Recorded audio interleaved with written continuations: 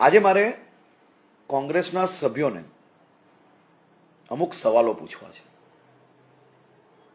અને ગુજરાતના સૌ નાગરિકોને બી વિનંતી છે કે અગર કોઈ કોંગ્રેસના ધારાસભ્યો આપને મળે તો આપ જરૂરથી આ પ્રશ્ન એમને બી પૂછજો.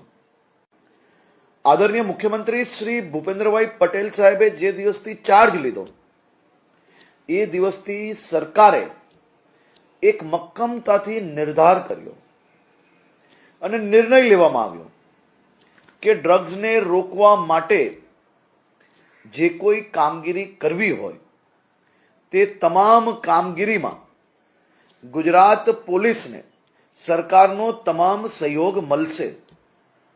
સૌથી પહેલા ગૃહમંત્રી તરીકે ચાર્જ લઈને ડ્રગ્સ માટે રિવોર્ડ પોલિસી બનાવવામાં આવી અને રિવોર્ડ પોલિસીના માધ્યમથી છેલ્લા અમુક મહિનાઓમાં 1459 કરોડ રૂપિયાનો ડ્રગ્સ ઝડપી લીધો છે. 397 ડ્રગ્સ માફિયાઓને જેલ હવાલે કર્યા છે. 397 ડ્રગ્સ માફિયાઓને જેલ હવાલે કરવું તે સફળતા છે કે નિષ્ફળતા?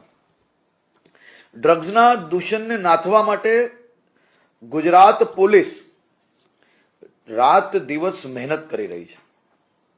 સતત સફળતા મળી રહી છે. આવા ગુજરાતના જાંબાજ પોલીસ જવાનોનું ડ્રગ્સ બાબતે મનોબળ તોડવું એ આપણી સામાજિક જવાબદારી નિભાવવી જોઈએ કે તેઓને હતાશ કરવા જોઈએ? ડ્રગ્સ સામેની આ લડાઈ જોરશોરથી ચાલી રહી છે.